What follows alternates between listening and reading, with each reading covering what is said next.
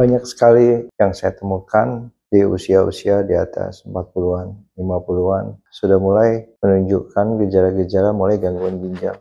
Ada juga yang hipertensi. Artinya nggak banyak makan karbo, bahkan ada beberapa yang sering berpuasa.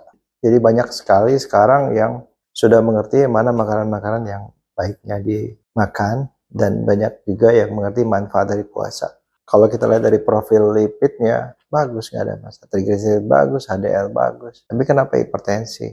Dan ditanya juga, tidur 6 jam, 7 jam. Untuk sebagian orang cukup sih sebenarnya. Tidur 6 jam, 7 jam, itu cukup. Walaupun mereka bilang, saya nggak sampai 8 jam. Bisa jadi 6 jam, 7 jam cukup sih sebenarnya. Tidur malam. Tidur jam 10, bangun jam 5, jam 6. Walaupun ada terbangun, fase-fase terbangun seperti itu. Dengan berbagai penyebab ya, misalnya harus menidurkan anak dulu, ada meeting malam, sehingga dari makan bagus dan rajin olahraga, dia juga ada aktivitas, tetapi kenapa hipertensi, kenapa mulai prediabetes, mulai terganggu ginjalnya? Karena kehidupan kita sebenarnya nggak hanya tentang pola makan, tapi juga keseimbangan stres dan rileksnya. Jadi kita bisa tidur 7 jam, tapi begitu bangun, sibuk dengan urusan-urusan dunia, urusan pekerjaan, urusan tanggung jawab, urusan aktivitas, olahraga juga menimbulkan stres di tubuh sebenarnya. Harus seimbangkan sama rileksnya. Kadang-kadang meeting juga sampai malam. Jadi mau nggak mau kita mesti ngerti tubuh kita, atau kita mesti baca tubuh kita, membaca tubuh kita gitu. Karena setiap orang pasti akan berbeda. Kalau udah mulai dengan masalah di lambung, masalah pencernaan, pasti stresnya tinggi. Misalnya kita nggak bisa tidur malam, berarti kita harus tambahkan relaksasi di jam pada saat kita beraktivitas. Dan sore kita mesti stop. Kalau dia punya bisnis sendiri, punya perusahaan sendiri, bisa atur waktu. Tapi kalau masih bekerja ke orang, harus ikut. Harus meeting malam misalnya. Tapi coba dikurangi faktor stres tadi, karena sudah meeting malam. Jadi harus kurangi faktor stres, yang banyakin relax, breathing exercise. Puasanya dikurangi. Jangan terlalu panjang puasanya. Olahraganya mungkin jangan terlalu lama olahraganya. Sore-sore mulai latihan napas juga untuk mengurangi nadi. Dan jangan lupa tidur mesti diatur juga suasana tidur, supaya tidak gampang terbangun, tidak tergampang alert, tidak tergampang waspada. Mungkin dengan lampu-lampu yang dikurangi cahayanya. Nah, kalau misalnya kita lihat sekarang kita dalam keadaan kita berpuasa, kita coba mesti pertimbangkan juga buat orang yang sakit. Yang sakit harus puasa nggak? Pertanyaannya. Sekarang pertanyaannya, saya sakit atau tidak merasa sakit? Obesitas itu penyakit atau tidak merasa sakit? Hipertensi, gula darah saya terkontrol, saya minum obat gula. Apakah dia sakit? Apakah saya baik-baik aja merasa tidak sakit? Jadi mesti dipertimbangkan kalau yang pakai obat gula tapi juga berpuasa.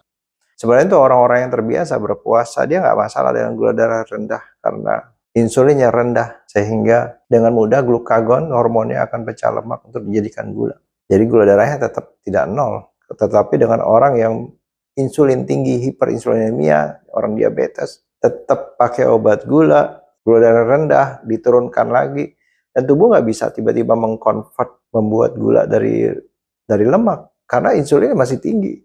Karena dia pakai obat, pakai insulin. Jadi itu yang masih diperhatikan. Apakah puasa membuat lebih baik? Belum tentu. Untuk orang-orang yang sakit, untuk orang-orang yang nggak terbiasa. Kalau kita hipertensi, apa yang harus dilakukan? Banyak yang relax. Aktivitas untuk memikirkan dunia juga mulai ada jeda. Kekhawatiran, kecemasan, mulai dijedakan. Mulai relaksasi, mulai meditasi, mulai ibadah pada saat di jam-jam sibuk. Mulai mengingat Tuhan pada saat jam-jam yang sibuk. Kalau orang bilang kerja, apakah kerja itu nggak ibadah? Kerja ibadah. Kerja juga ibadah.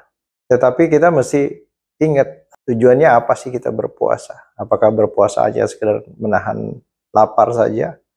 Atau ada hal yang lain kita ingin capai? Kesehatan tubuh kita, bahkan kebaikan yang mengantar ke diri kita. Jadi artinya dengan ibadah kita buat diri kita lebih baik.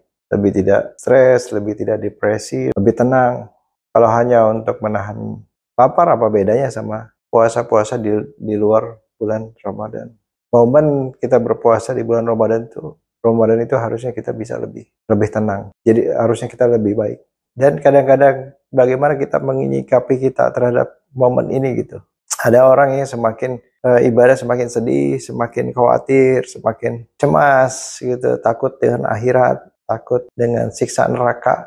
Jadi tidak mengantarkan dia lebih baik. Pada saat kita bulan puasa tidur kurang karena ada ibadah, kemudian bangun tidur stresnya sama. Stres dari puasa lagi, mesti mikirin kapan olahraga lagi, badan saya nanti gimana kalau saya nggak olahraga. Nanti saya cemas, kemudian cemas lagi kalau saya olahraga pagi. Haus seperti apa, siang seperti apa.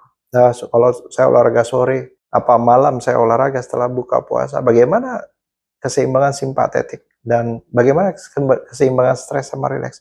Panjang aktivitas stresnya, panjang. Puasa juga tanpa minum. Kemudian malam mesti olahraga lagi habis buka puasa. Coba dipertimbangkan. Kita tujuannya bukan hanya untuk kesehatan, tapi untuk kebaikan. Kebaikan bagi diri kita terutama ya. Kita menjadi orang yang lebih baik, lebih banyak ikhlas, lebih sabar, dan lebih sehat. Harusnya dapatnya di situ gitu. Sehingga memang benar-benar terasa manfaat dan kebiasaan itu ke bulan-bulan berikutnya.